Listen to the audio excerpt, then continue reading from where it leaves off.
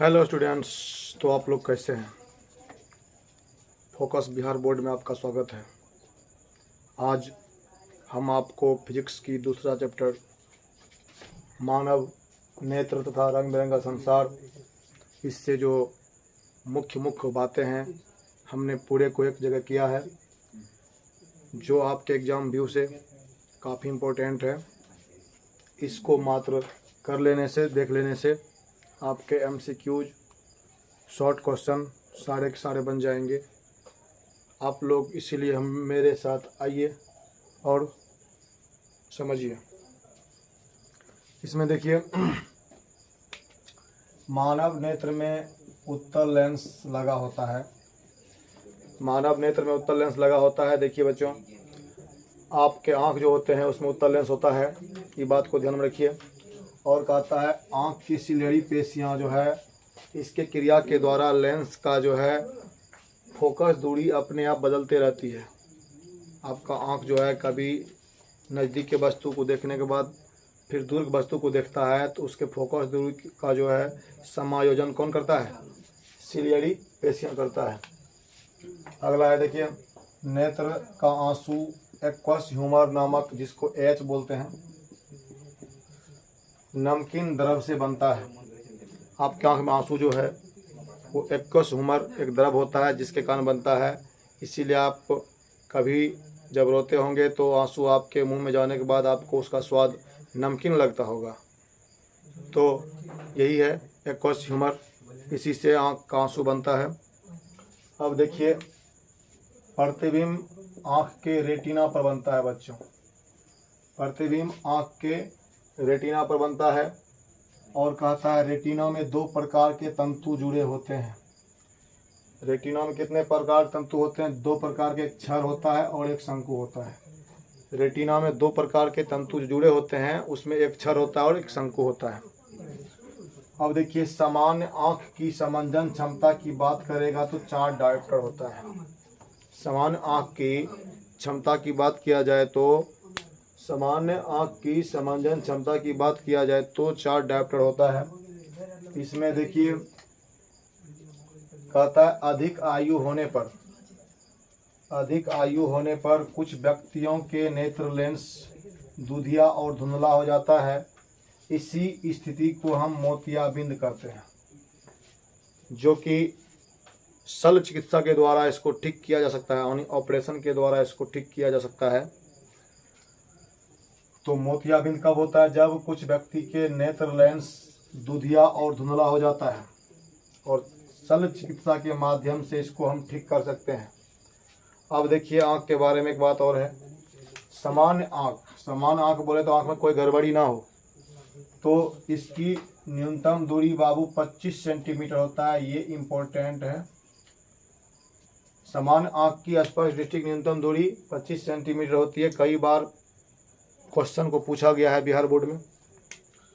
और देखिए, दूर बिंदु अनंत होता है, ये भी इम्पोर्टेंट है। समान आँख के लिए स्पर्श दृष्टि की न्यूनतम दूरी 25 सेंटीमीटर होती है और अनंत दूर बिंदु अनंत होता है। अब देखिए, दृष्टि दोष, इसको समझिए। जब आपका आँख किसी कारणवश देख नहीं पाता है वस्तु को साफ साफ, तो इसी को हम दृष्टि दोष कहते हैं। और यहाँ पर हमने इसको 4 भागों में बांटा है। मुख्यतः 4 प्रकार के होते हैं।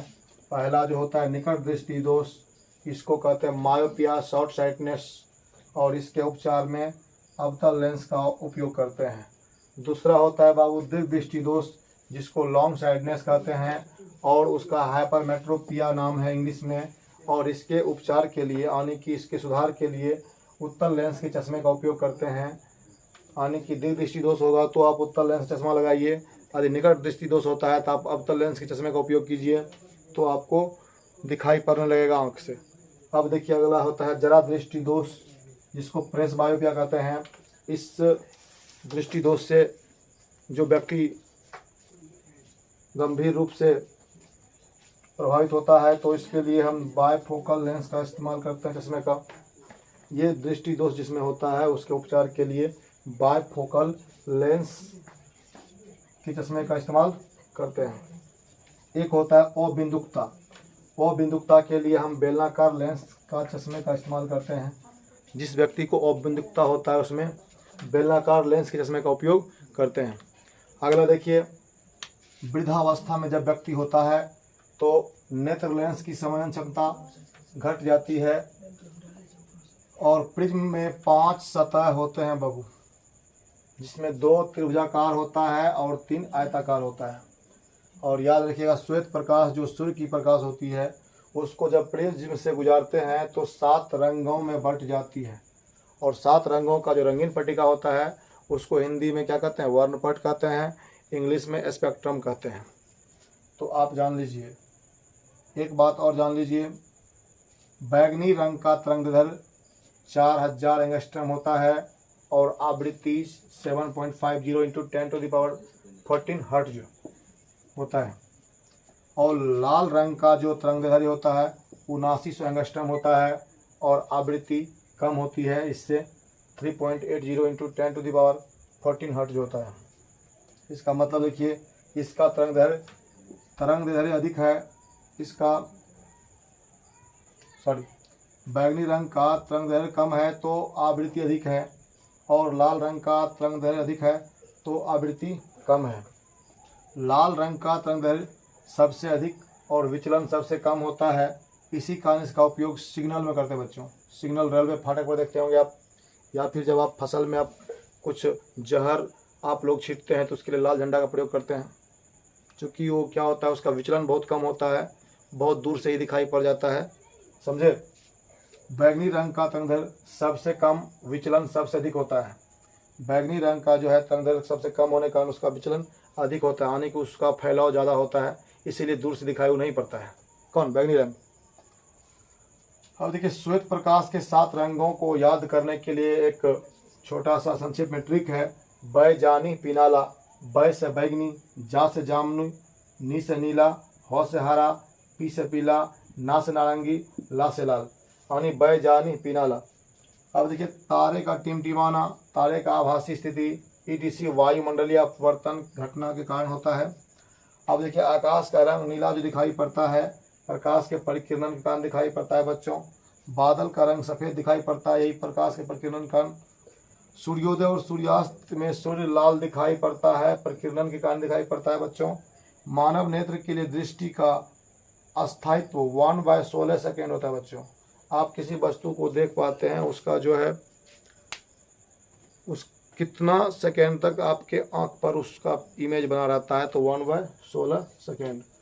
तो आज इस चैप्टर का हमने वीवीआई तत्व को आपके सामने रखा, जो काफ़ी अपने आप में इम्पोर्टेंट है। इसको आप देखिएगा, उसके बाद आपके सभी क्वेश्चन बन जाएंगे। इसको देखने के बाद देखिए, आप एक बार किताब पढ़ लीजिएगा, उसके बाद PYQ प्रश्न बैंक जो होता है, क्वेश्चन बैंक, उससे आप बनाइएगा। इस चैप्टर के सारे ऑब्जेक्टिव्स MCQ बन जाएंगे, ये मेरी गारंटी है। आप बस इसको देखिए और किताब पढ़ के बनाइएगा। देखिए, अब फिर अगले वीडियो में आपके साथ मिलते हैं। तीसरा चैप्टर के महत्वपूर्ण तथ्य को लेकर के ये सिलसिला आपका चलता रहेगा बोर्ड एग्ज़ाम तक। उसके बाद आपका रिजल्ट आपके सामने होगा। आप मेरे साथ बने रहिए और आप अपना रिजल्ट बेहतर करिए, यही हम उम्मीद करते हैं। मिलते हैं अगले वीडियो में, तब तक के लिए नमस्कार, शुभ रात्रि।